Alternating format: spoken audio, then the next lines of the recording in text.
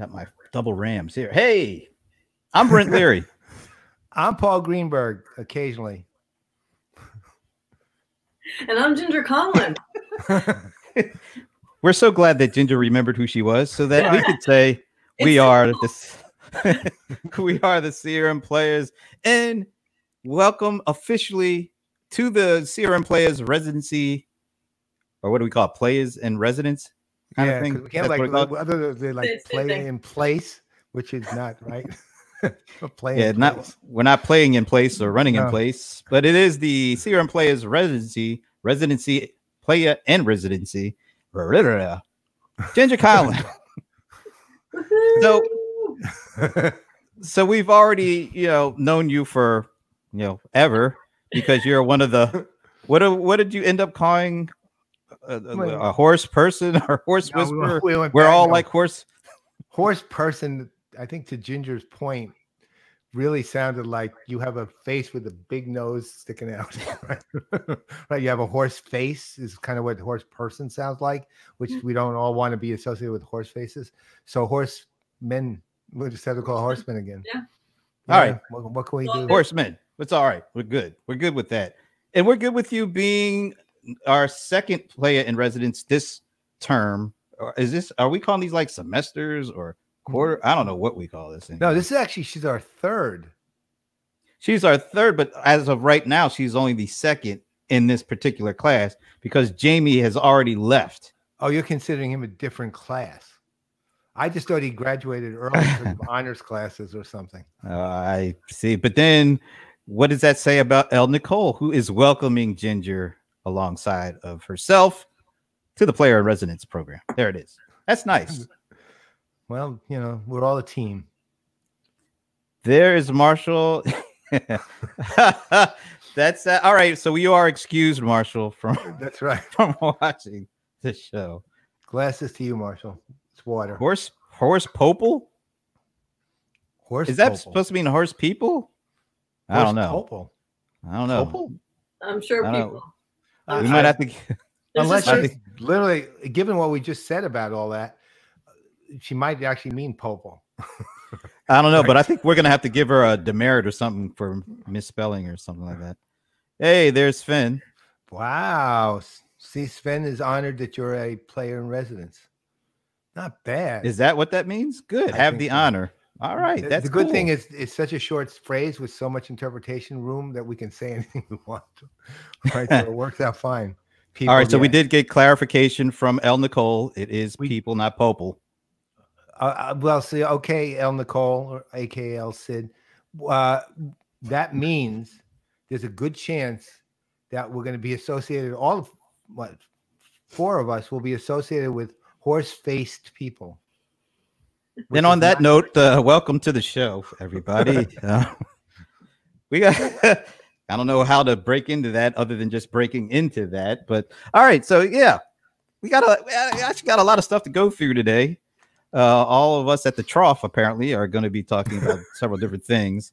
We're going to, of course, be going through the watch list winner. That's a little later today. And Episerver is in your focus area today, right? Yes, sir. Here it is. Yeah, this is a modest one. They won on less than 60 pages. That's really efficient. Yeah, it is. Well, actually, I will say later, but remember what you just said, okay? You made a very interesting point. What, the thing about the trough? No. Efficiency. Efficiency. Very efficient. Just keep that. Remember that quote. You're prescient. I'm pressing a lot of stuff over here, but you're prescient. Okay. All right. And Ed Barrow or Edward Barrow. I don't know him well enough to call him Ed. Is it Ed? Yeah. It would be great if his middle name was like R, because we could say Edward R. Barrow is joining us. Good night and whatever. Exactly.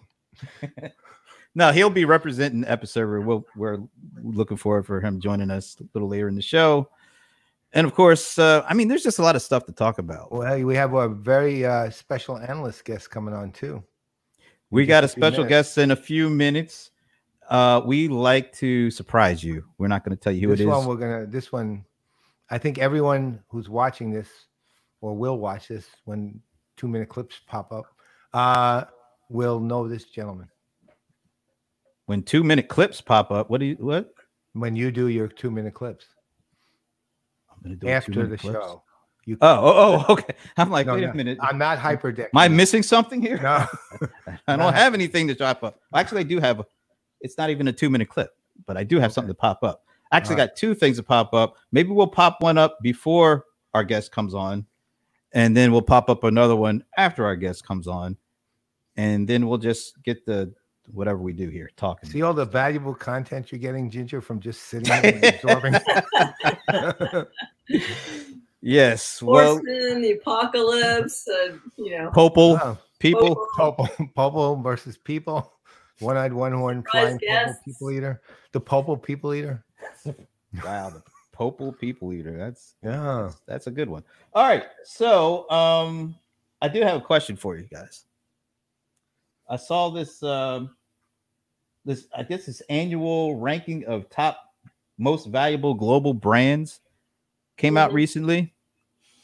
And I would like for you to take a guess as to what is the top most valuable global brand of 2020. CRM Playaz. We're only number 3, so sorry. We dropped one. The most valuable global brand. Yeah, I actually know the answer, so I won't answer it. I want to say Coca-Cola, but it's probably Amazon. Good thing that you didn't say Coca-Cola, because let me see if I can get this right. So, not Lou. It is actually Amazon. So you're right. Amazon is the number 1. Now, I had a bit of a discussion with my watching Amazon buddy, the cold one, the bold one, John Cold Rice Lawson. I always have to say it like that. I just can't say his name. I don't know why. But anyway, he thought this was a completely bogus list because, like, McDonald's wasn't number 1. What do you think? Well, I mean, he made a point. You could go almost anywhere in the world. There's a McDonald's somewhere. That doesn't make it a valuable global brand, though. Top 10. I mean, it's just like that means there's lots of locations. Well, it is number 9 at least. But yeah, that's what I said. There's a difference between best known brand and most valuable brand. That's what I was kind of explaining. And if you look at this list, it's not even close. I mean, look how far back Apple is compared to Amazon. Everybody else is kind of bunched up. Amazon is like miles ahead of everybody else. You're gone. I'm here. I'm here in spirit. I'll be here right there. No, I was trying to set up the conversation. So right. Are you? Yeah, Nicole, you were kind of close. You were number 2. That was actually closer than your spelling of people, so that's a good thing. So close, CLOS.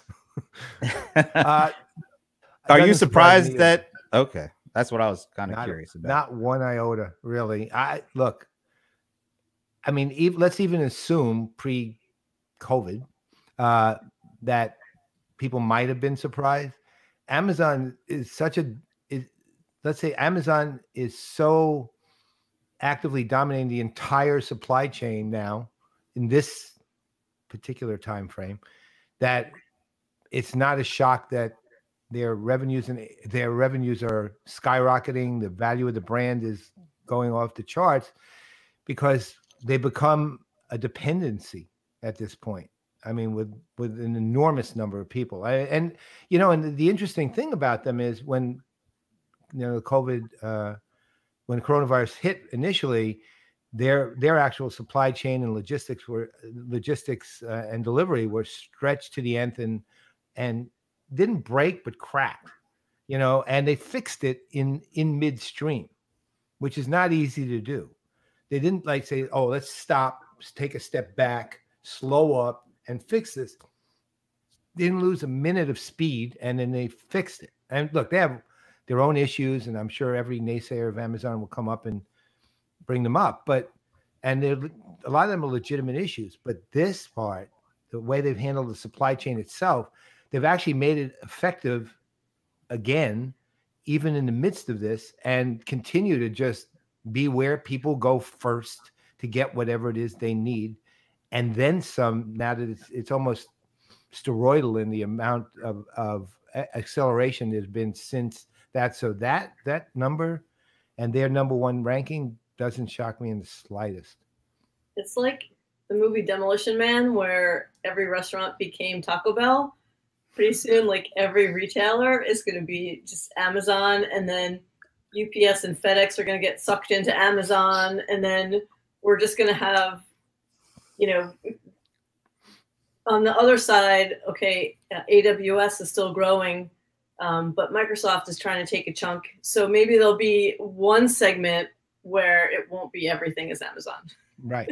No, and you're right. But actually, to your point of the companies getting in on Amazon, I was talking to Brent about this earlier. So needless to say, as most people know, that we take care of a lot of feral cats, and we thus have enormous cat food bills. And I've been ordering a lot from Amazon. Those cats eat great, by the way. Those cats eat really well. And so we literally got a package yesterday from cat food I ordered that came from Walmart, but I ordered it via Amazon. So Amazon and Walmart have some sort of deal already, right? That's what I'm saying. That's how dominant Amazon's become, where Walmart is basically making a deal with the devil, right? Robert Johnson would be proud, right, of this. Wow. Made a deal with the devil. That's a good one. I thought so too.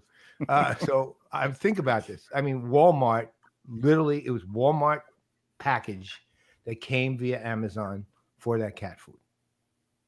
Yeah. If I had known that, I could have literally gone to Walmart, which is about 5 blocks. But next time. Nonetheless. No, not next time. I'm still not going in there. I'm staying away. Right. Delivery's all right. You know who's not staying away? There, Mr. Jesus Hoyos. There he is. Hey, how you doing, sir? Doing okay. So this is the man. That's what I'm saying. Alive. Everybody knows this man. Industry thought leader, analyst, the leading influencer, and pretty much determined. He's the guy who kind of determines the fate of things like CRM in Latin America. And he's got a lot of clout in the U.S. too, by the way. Yeah, Chewy's not going to dominate either. So Chewy. Right. It's not a bad site though. So, and not only that, so Jesus, not only is he an industry analyst and thought leader, but when he decided for a while, he took a break from it and he decided to just, I think I'll create a consultancy. And he ended up pretty much becoming the most influential consultancy in Latin America through Solvis. Now he's back to his heart, right, which is becoming an industry analyst again. And we are so glad to have this guy on the show. I can't tell you, other than the fact. Welcome, sir. Teams he roots for. Thank you. Are you? Go ahead. Are you sheltering in place in Miami? I'm sheltering in place. I'm not going anywhere. Good. Anywhere. Actually, I know you guys were talking about Amazon. Let me tell you a story. I was doing a lecture in Paraguay, and all type of industries, banks, call centers, supermarkets, hotels, everybody. And I asked the question, who's your biggest competition, and everybody's like, here, And I said, okay, which one? Well, Amazon. Everybody started to mention Amazon. And wait, why Amazon? Because if my bank or supermarket or the retail store or the pharmacy, if they don't provide the same customer experience as Amazon in the States, okay, I'm not going to buy from them. I'm going to look for those services. And it happens that, a lot of people in Paraguay, they buy directly. This is was probably 6 years ago. They go and buy directly from Amazon back then in the States, and they have the service that will deliver to you in Paraguay safely. Jeez, and the product will show up. So think about that, and I did the same the other day for a project that we're doing in Puerto Rico. I needed to buy an iPad to be delivered in Mexico. So I went to Amazon.com MX with my US profile, okay, order it, and they deliver it on time, properly, by the book, because the challenge that, that you have with e-commerce and the Amazons and Mercado Libre and everybody else who's trying to do e-commerce, even Walmart in Mexico, is the last mile. How are going to deliver the product to your house safely? Because most of the in Latin America, they don't have a post office. They have DHL, they have Estafeta, they have different companies that would deliver. A lot of them are doing, outsourcing, the Uber, to do the delivery. But that's, it gets to your house. So I think that's the challenge a lot of companies are going to have, if they don't follow the standards from Amazon worldwide. So let me ask you now, since you are a leading industry analyst and we got you here. So I have a broad question for you, actually. Look, you've been in the CRM world and CX and CE and all that forever, and have done it. You've done pretty much end to end every aspect of it. We're in the midst of a crisis. Everyone's saying we are going to have, or we have, or we will soon have a new normal. Nobody really knows what that is yet, but because some of the new normal, I'm sure, will be the old normal too. But but people are trying to figure it out. All right. In the meantime, there still is a CRM industry and a CX world and a CE effort going on. How do you see this coming out of all this? What's going to be the same? What's going to be different? Is the industry going to suffer? Is it going to transform fundamentally? Is it going to make some tweaks? What's it going to look like? Well, we in the last, since the coronavirus started, we have been in crisis, in Latin America, and you have to keep in mind that Latin America most of the time is in crisis. It's a survival mode, with coronavirus or without coronavirus. So it means that a lot of the companies they have to keep innovating all the time. And what I see here is that it doesn't matter if you're looking at digital marketing, CRM, call center, customer management, CX, companies that don't have a common place for the customer, they won't be able to survive. And I noticed that with every single of the customers that we were working through Latin America and Puerto Rico. Puerto Rico has been part of the States. We noticed that because I spent so much time, through this payroll protection program application process.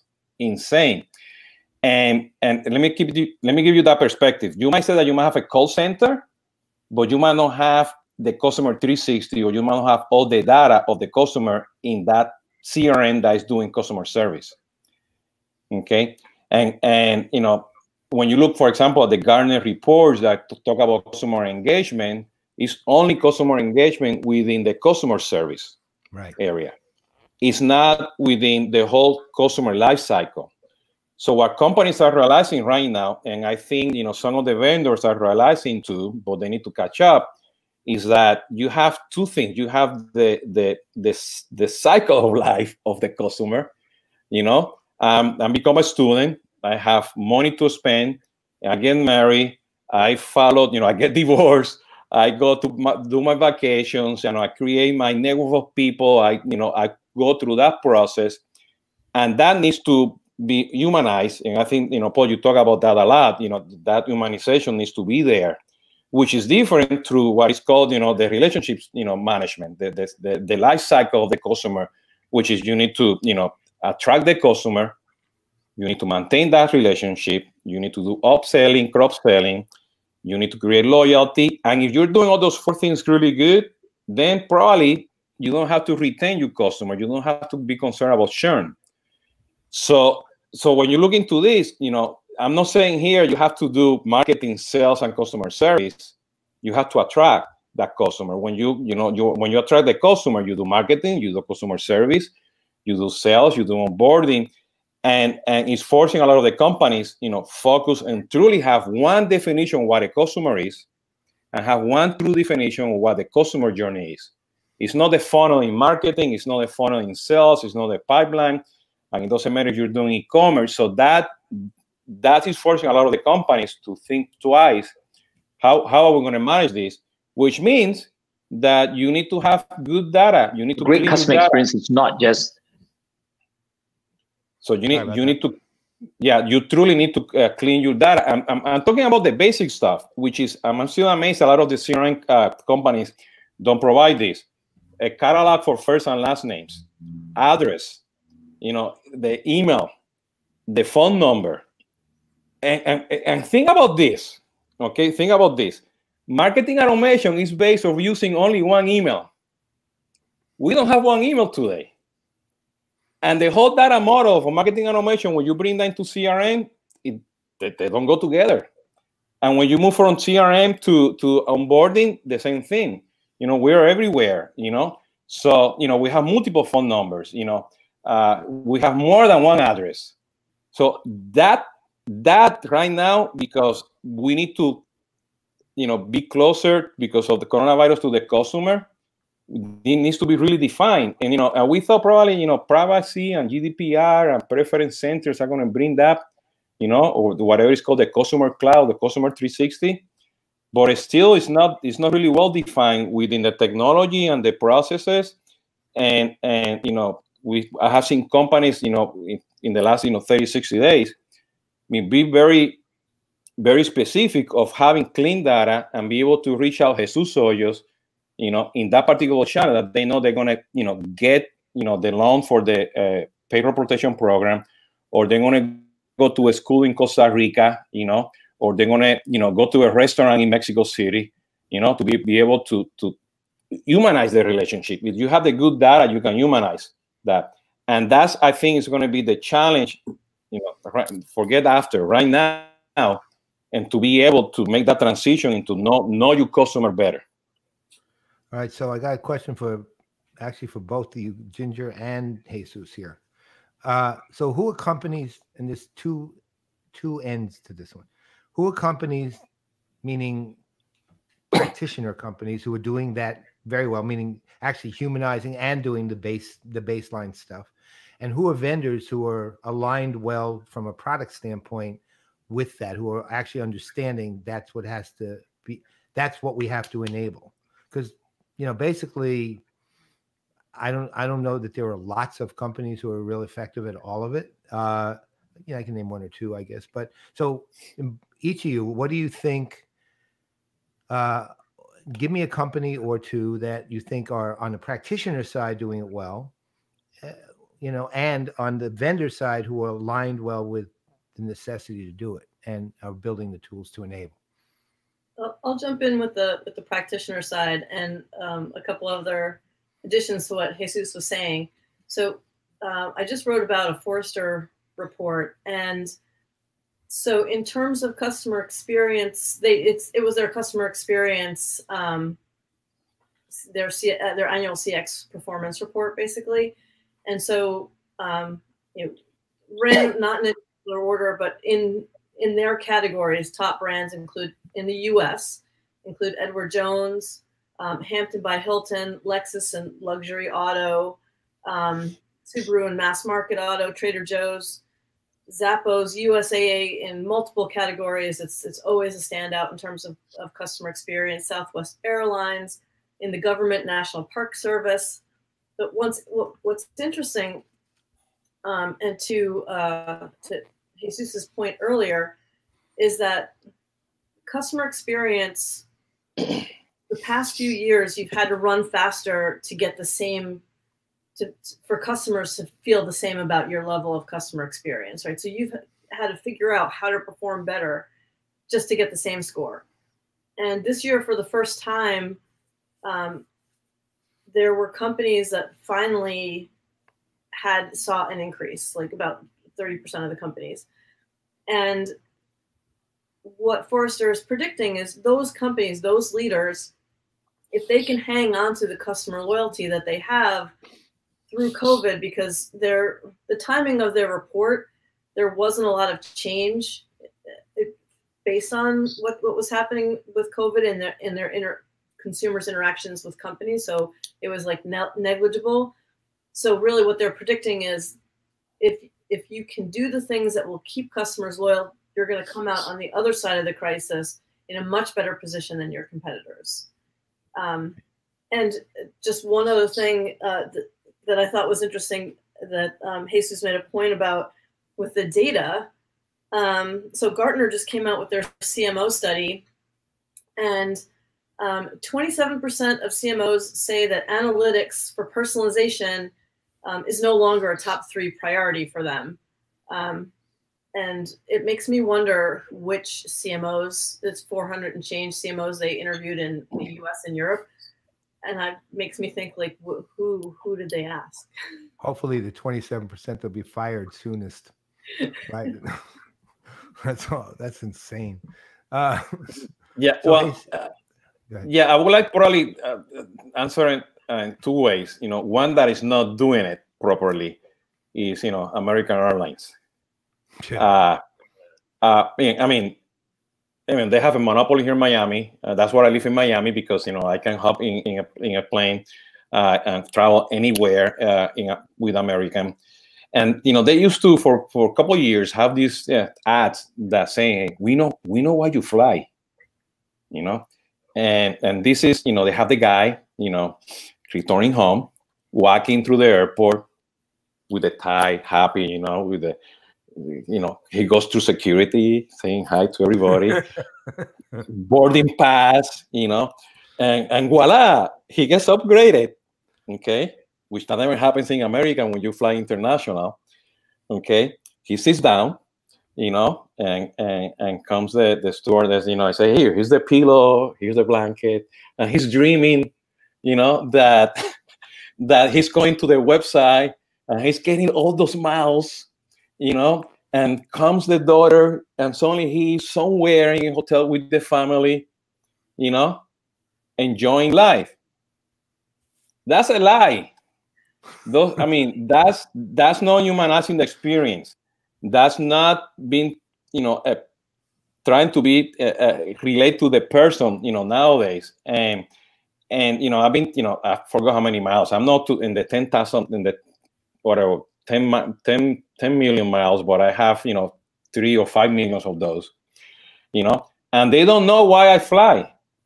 Okay, they don't know. I mean, if I cannot get an upgrade, you know, compensate me with something else. Right now, I have like, you know, 200 upgrades that I cannot use. You know, compensate me. You know, they're always looking to sell me the seat or to sell me something else, and they know the seat that I'm flying, you know, but they don't know why I'm flying. So that's the problem that a lot of the companies I have. They're always selling you the product, the seat, you know, the hotel room, you know, whatever that is, but they're not selling you the experience. They are not humanizing that. And now with the coronavirus, I don't care to fly anymore, you know, and that was my, yes, let's get in the plane, you know. I need to, you know, do it like Ray One, you know. I need to be out there, you know. But not right now. And do I care? No. Is American Airlines reaching out to me to tell me, hey, if you need to go to Mexico, because that's where I keep most of my business, and they know that I fly every Sunday, they should know this, you know. They're not doing that, you know. And I see when I go to the database and when I do my loyalty, and the small data for me is so important in order to go to the predictive data, they don't have it right. You know, they ask me for the second email to do the authentication of the login, but they don't use that second email to know why do I use that second email to provide, you know, a better customer experience, you know? So that's part of the problem that a lot of the companies, I mean, in terms of being, you know, being practitioner, they don't have that. You know, and we can compare, you know, airlines, you know, and we can compare, you know, all that stuff, you know, and I still, Amazon still have a good knowledge who my family is, because every time that we do the shopping and everything with Alexas and everything, you know, they start to understand who the consumer is, and they have a good customer model and a good data model to understand, you know, why and when are you buying, you know. So they really have a good customer 360, you know, through the process. So I mean, company needs to learn from that. You know, it's not just a transaction. So companies who are still doing transactions, and going nowhere. Well, to your point, with American, I mean, United's literally the same thing, but American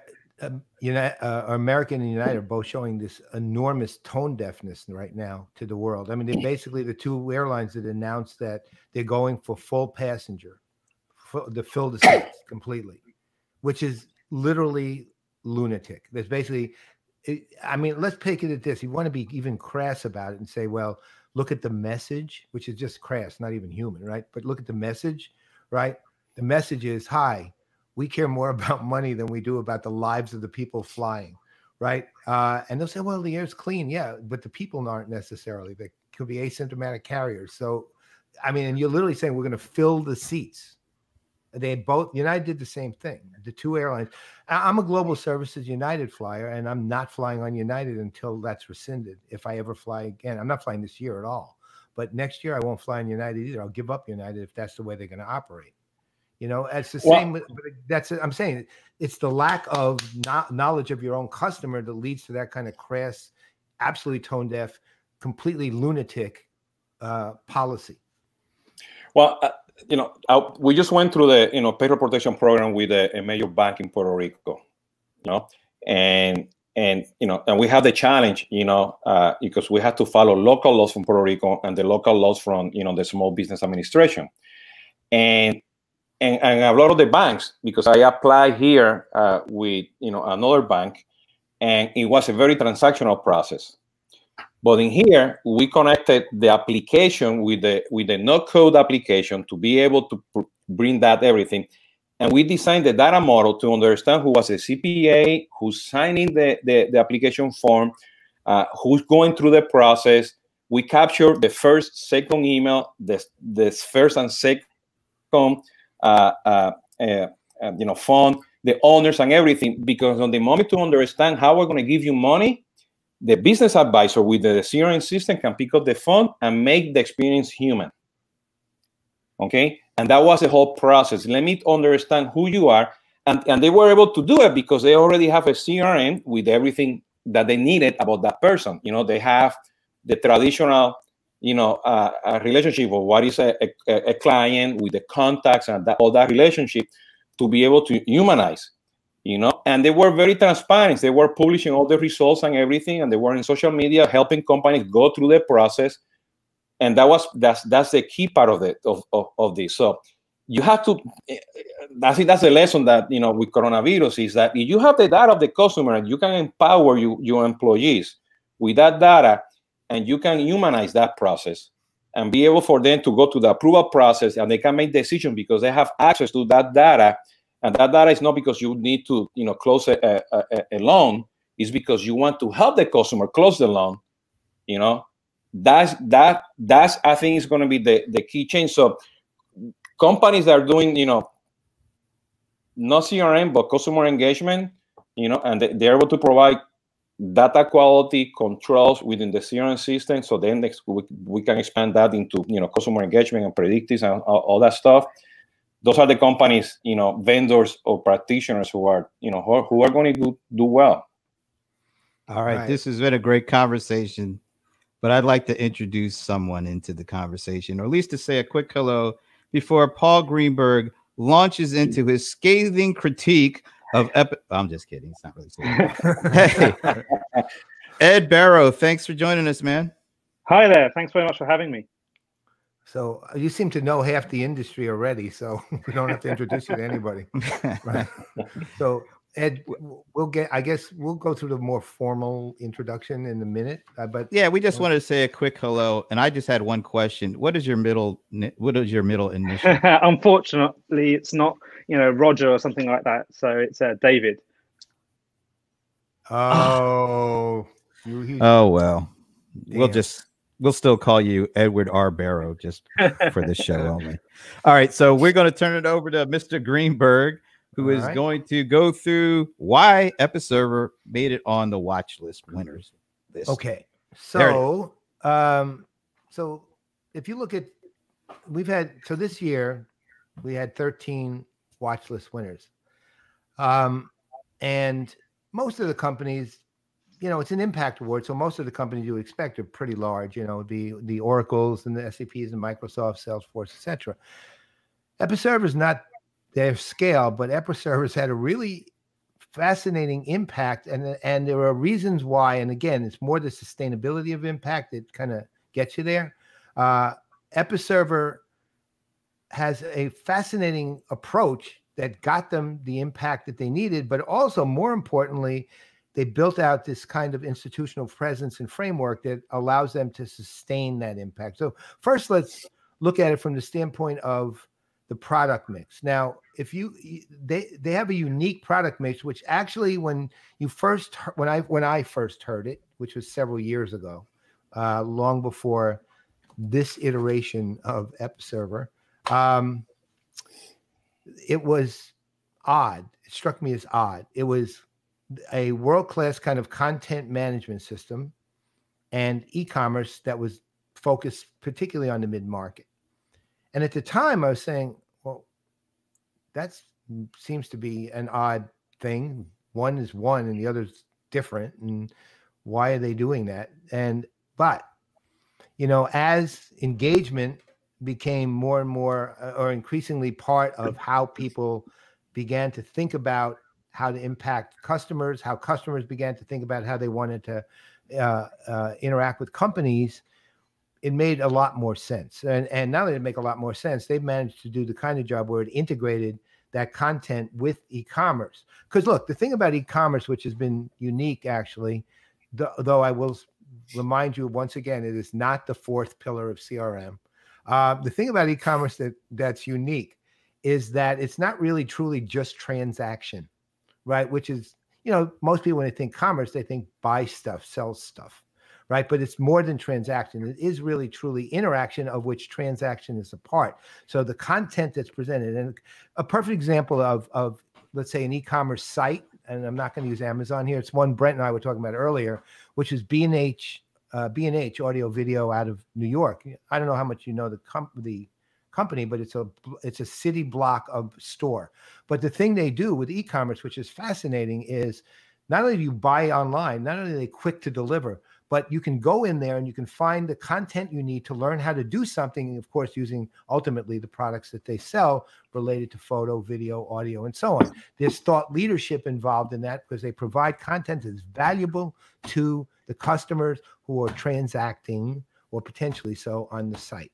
This is what Episerver does very well. And it's at this point, I can't speak to its future right now, but at this point, they built the products out to serve the mid-market more effectively, pretty much on that. Their only real historic competitor in that world would have been Magento, which is being scaled up to the enterprise. Now, the thing with Episervers too, they're also a very effective partner with Microsoft because they are in the Microsoft universe. They've been built on Microsoft's platform, and Microsoft recognizes them as such and actually sees them as an important piece of the Microsoft ecosystem, which also improves Episerver's impact. But there are two other areas that really push the envelope for them when it comes to the kind of sustainable impact that they need to have, and really it was the reasons that they won. I have to get something. All right. So one of them is, the best way to put this is, and I've talked about this before, is mission and vision. Okay, their mission and vision statement isn't just a fairly close to work of art in terms of the way they present it. But the thing that they've done, and again, this is really important to the future sustainability of a company and their ability to not just go forward as a sort of mildly useful, valuable company, but somebody who can continue to have increasing impact, is your ability to align everything you do at your company with your mission and your vision. And so I'm going to read you their specific way of approaching mission and vision, because this is a lesson for every company to think about, and they do it in such a succinct, effective way that it's worth people hearing. So in the watch list itself, they wrote this. We want to, this is their mission, the idea of a mission. Why does our business exist? Their idea of vision is, what impact will we create? 2 sentences in a nutshell, absolutely precise in terms of the accuracy of the difference and also what you need to build. So their mission or the vision was a world where digital experiences mirror the empathy and convenience of face-to-face interactions. And there's a lot in that statement. Their mission is empower growing companies to intuitively build customer-centric digital experiences. Again, single sentence. And I'm not talking about the literary quality of this. I mean, although there is actual literary quality in this because it is so clear cut. Their entire company kind of runs this way, right? Everything about them is they operate like a company larger than their actual size. That's the thing that I've noticed, that if you looked across their board, last week, you remember when I was talking about Freshworks, I was talking about Freshworks being pretty much evenly effective across the board. These guys are, I'm going to say the similar thing, but not the same. And please understand the difference. These guys are mature across the board, right? They're very mature. They are very well organized in almost every function at the company. Right. And when I say very well, I mean, like when you look at it, you go, wow, that's a company 10 times your size who would even think of doing that now at that point. And that is in everything. And the one that really stood out, which was fascinating, and again, something that usually is the domain of much larger companies, was the way they both conceived of and executed in outreach. Right, their analyst relations, their influencer, their look how they viewed influencers. I'm adding PR to that too. Their PR programs, the way that they approach it. First of all, they're one of the few companies that not only genuinely understood the difference between institutional analysts, boutique firms, and independents, and they understood the value of each and the differences of each. But they also built accordingly. So that when they did when they reached out to, say, a me or a Brent, who are independent, that would be different than, say, reaching out to, say, Nicole, who works at Constellation, which is in the boutique side, although not entirely, because she's pretty much an independent spirit. And then, and that was even more different than how they would work with Gartner Forrester. But they didn't demean one to the other. They actually saw them in terms of the value of each and managed to create this amalgam that actually has a supercharged level of impact as a result of that understanding. That is a company that's rare actually in the market. And these guys, look, Brent made a very funny, very prescient point. I showed how slim their submission was by comparison. I mean, remember Oracle's was 213 pages. This thing's probably, I don't know, 45, 50. It's not numbered, 45 or 50. And he said they're very efficient. And the funny thing is they're very, very efficient. They're very effective. They accomplish things. There's not a lot of fat in what they do. And yet at the same time, it's not like, oh, that makes them colorless or dull. They're not. They're actually not that at all. It makes them very, how do you put it, mature. And that maturity bodes really well for their growth downstream and bodes really well for their impact downstream, which is the part I'm concerned with. So not only did they have that effect in 2019, but the product amalgam, the two distinct products they have, or two distinct product areas, have actually become really one larger area, right? And at the same time, they have a specific target market they've worked with that they've done very well in. They work in a larger ecosystem with Microsoft, and that has some additional value, and they understand what they're doing, with whom they're doing it, and how to approach what they're doing, because their mission and vision is so cohesive and so precise. And with that, hey, Ed. All right. Wow, that was actually pretty that was very nice. Pretty efficient too. That was efficient is the word of the day, actually. So yeah, that's right. Okay, so I actually got a quick question. I want to see if I could push this up. Let's see if I can do this, because I just saw this posted somewhere. All right, here we go. So an analyst group, and I just cut and pasted these stats out because I just thought this was really fascinating, and because of commerce and the rapid shift that went on during the pandemic. 20% of this survey, and it's like, I think it was a survey of a couple thousand people, bought physical goods online for the very first time during the pandemic. Wow. 46% said that they would keep purchasing online more frequently following the pandemic, and only 8% said they will reduce online shopping post-pandemic. Is that kind of what you've seen with your customer base? Did they just get hit upside the head like Amazon did, where people went from not buying online to buying almost everything online? And then do you get the sense that because they were forced to buy online, now that they've been forced and they kind of seem to like the experience of it, that shift is gone and it's not going back? Yeah, absolutely. I mean, when we first measured some of the initial responses to kind of, you know, the traffic that we saw with our clients, we saw a 9-fold increase in early March as people were just engaging, whether it's products, whether it's information, just, you know, massive increases. And it's great to have, as Paul mentioned, that partnership with Microsoft able to support us and scale up on the Azure platform.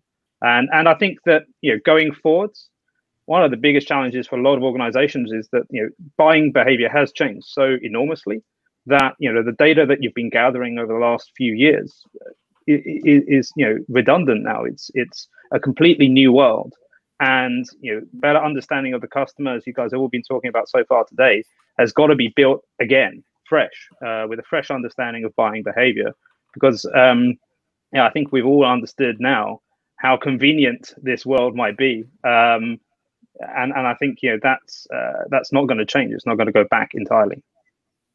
Well, based on that, Ed, I have two questions. You know, do you see then that B2B, B2C, and direct to consumer, you know, I guess markets are they going to merge somehow? Because at the very end, you know, there's a convergence of the same person who's going through that experience. You know, do you see that happening due to the coronavirus?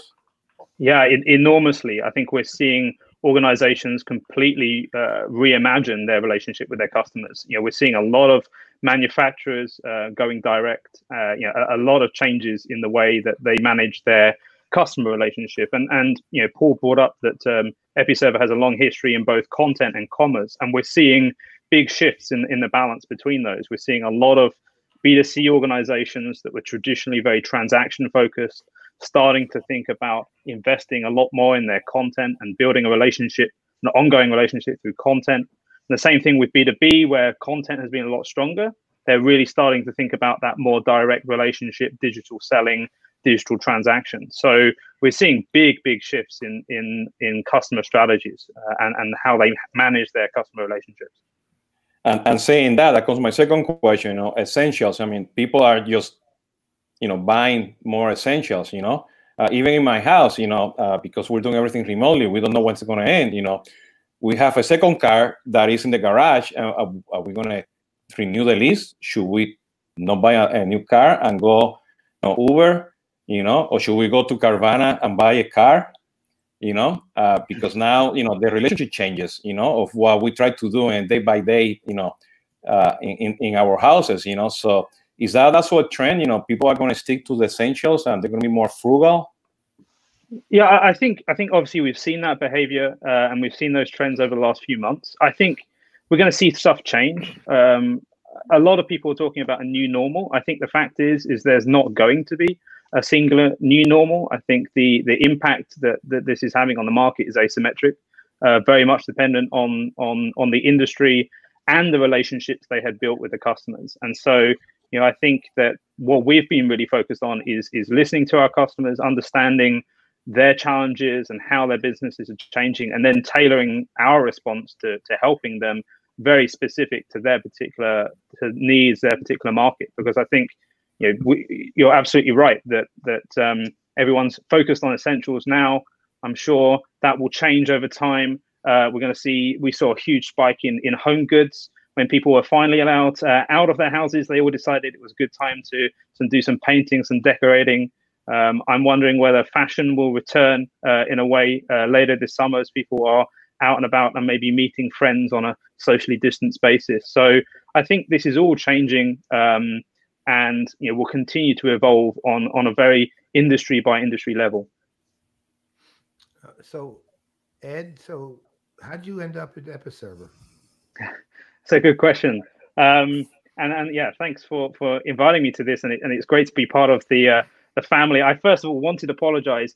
This isn't my normal office. If I was in my normal office, you'd see an array of guitars, and I could be joining your band. But I don't have those with me today. Yeah, absolutely. So we used to have a policy at the previous company I was with where you had to be a musician to be part of the team. So I like that idea. So yeah, that's a good one. I joined Episerver only about 6 months ago through the acquisition of IDEO, which was the startup I founded a few years before that. And we really focused on, I think, a really important area, which is we focused on content. But a lot of people typically think of content as a way purely of engaging with customers and prospects. And we actually saw a completely different side to content. We saw content as a fantastic way of listening and of learning from customers. Every content interaction someone has along that journey is a micro transaction, if you like, on the way hopefully towards a purchase.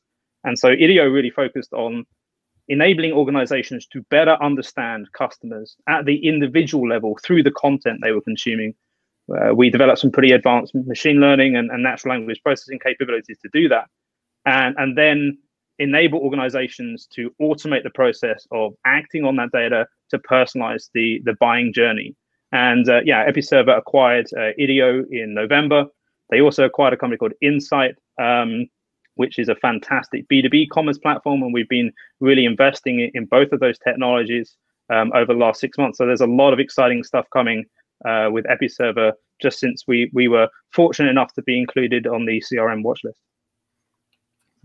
Well, what else? So fill us in on how you and Episerver are planning to make your dreams come true over the next few months and couple of years. Absolutely. So we've been investing a lot in intelligence, adding intelligence and adding automation to our platform. So we really think that organizations, particularly in the current environment, we can better support them by being able to scale faster and scale smarter. And so we've been investing a lot in analytics, artificial intelligence, automation to enable organizations to better understand their customers, not just who they are. I think a lot of organizations historically have focused on understanding, someone's age, income, zip code. So a lot of information about who they are, but not very much really detailed understanding of what they want. So we've been really infusing that data and analytical capabilities into the product. We've got some very exciting announcements of some new products that I won't be leaking today, but they will coming out just early next week, which is going to be fantastic, that really reflect that new level of intelligence that we've added in. And I think also we're moving towards really focusing on enabling the management of that experience in and of itself. And I think you pointed out that Episerver has been a really interesting combination of content and commerce. But what we're now doing is actually orchestrating the journey between content and commerce, better understanding people based on those content interactions to be able to help them make the right purchase decision and drive through to purchase. So we're going to see some really interesting technologies come out. I think the other main bit of news over the last few months is that Alex Atzberger joined us as CEO from SAP. He was running customer experience platform at SAP. And Alex has already been incredibly instrumental in the business, driving a real alignment around that vision and mission that you mentioned. And we've been working hard to listen to our customers, enable our customers to listen to their customers, working with our employees, our fantastic partner community, to really focus in on actually helping people. And I think more listening, more empathy can help you be much more helpful. Notice this is a way smaller world than I even thought. It's like half these comments you were say hi to so-and-so at Episerver, right? It's all a small world. It's amazing. So you play the guitar, is that it? Yeah, you would see maybe half a dozen guitars behind me normally, but I'm in the wrong place. But I don't profess to be the best guitarist, but an avid learner.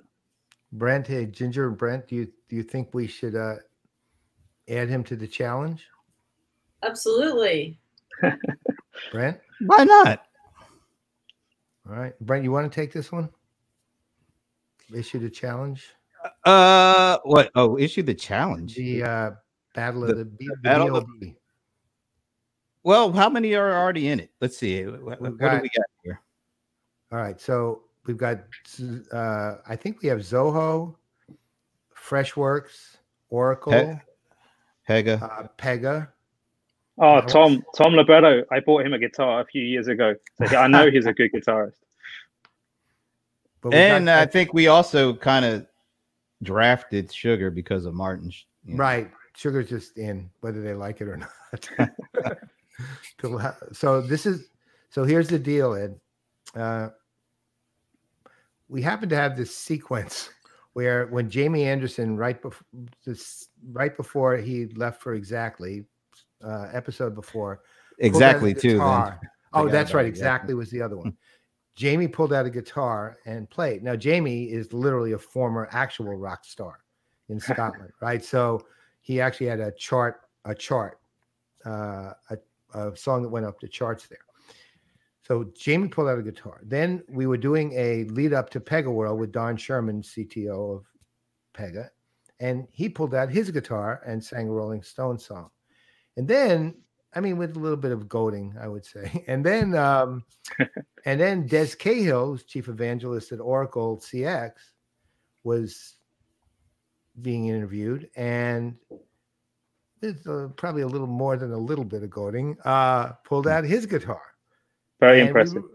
Well, it's not the guitar; it's the actual rest of it, right? It's the band we're talking about here.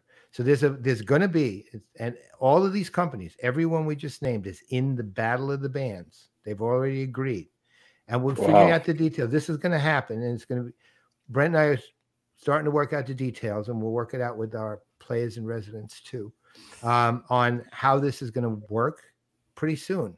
So Episerver, first of all, do you have a band? All right, then you got to realize you can't just say it because we are going to hold you to Definitely. it. Is this how you decide the winners for 2020? Is this the new criteria? The regular watch list. So yeah, in a certain way, yeah, right. The winner of the Battle of the Bands, but there's only one winner of the Battle of the Bands, and we might call the award the Raving Daves Award. The Raving Daves were literally the legendary PeopleSoft band that was so good that they actually won regular band competitions. Wait a minute, I got to break into this because Liz Miller says something that makes me believe that Ginger's been holding out on us in terms of some talent here. No. What is Liz referring to about? I wouldn't recommend betting against Ginger Conlon in any contest, including battle. What does that mean? Well, thank you, Liz, for all of the support. I am very determined.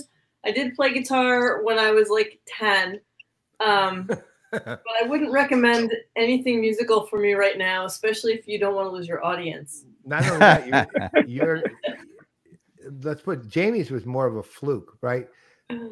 Players in residence are not eligible for the Battle of the Bands. It's only vendors. Only vendors. Hey, Paul, you're moving from CRM Idol to Battles of the Bands. Yeah, what the hell? I'm on the last legs of I'm on the way out, so I'm not worried. Not worried about the consequences. There, look at this. Oh, Liz, wow. Oh, Liz, thank you. This is a true marketer. This is true kissing up. Yeah. We don't need anyway, that. Ed, you're in. Okay. So we're holding you to it. So Episerver joins the list, and within a couple of weeks, we'll probably announce the criteria. Clearly, it'll be digital, but I recommend highly that everybody watches this thing Jimmy Fallon did with the cast of Hamilton about 5 days ago, where they sang a song from Hamilton. Watch the production in addition to the song, which is great. And watch Hamilton tomorrow night on Disney Plus.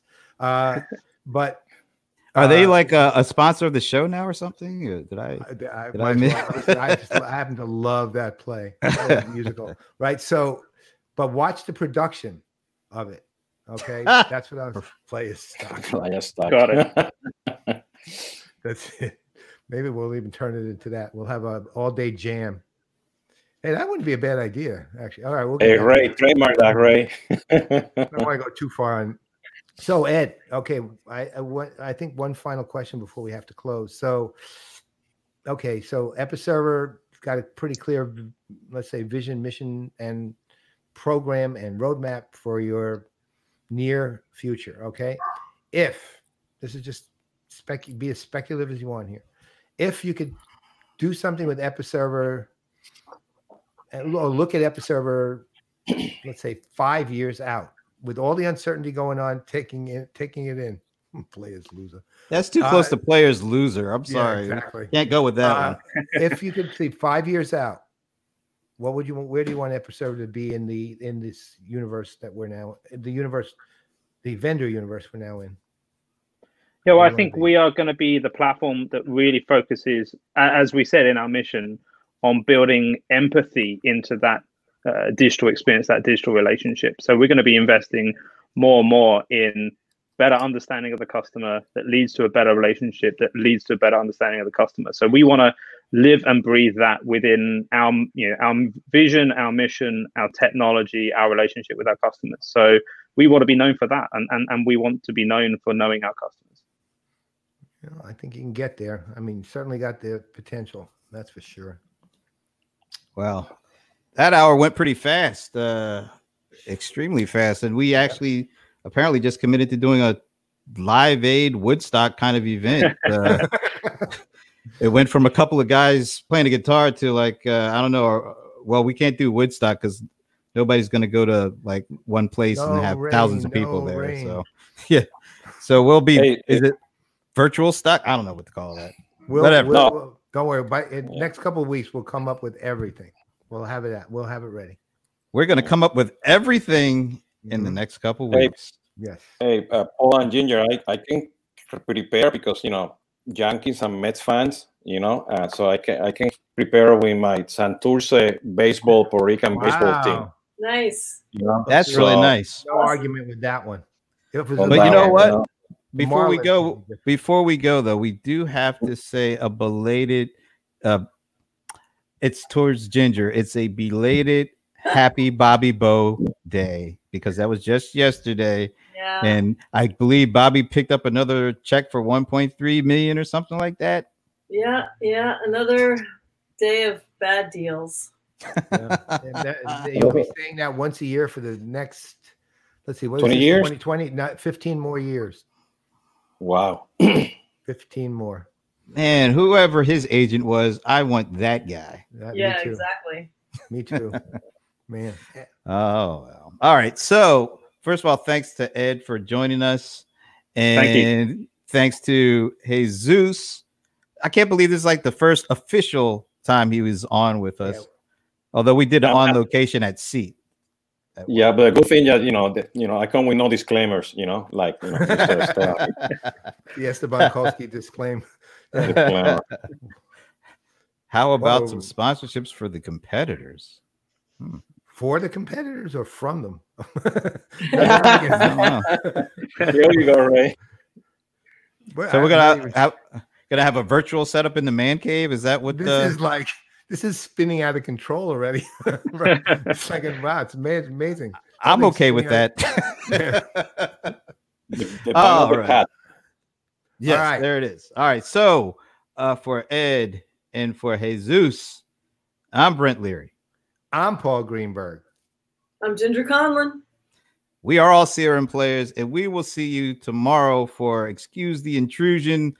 I don't even know what we're talking about, but it's going to be sports related. No, we have Roy Kessel, who is the head of the Sports Philanthropy Network tomorrow. These are the guys. That's great. They have a umbrella organization with dozens of organizations who are doing good from the sports world. That is really cool. So I'm definitely looking forward to that. And we'll see you next week for CRM Playaz Weekly with another cast of characters. At least we'll be back. Have a good rest of the day. Thank you. Yeah. Thank you. Thank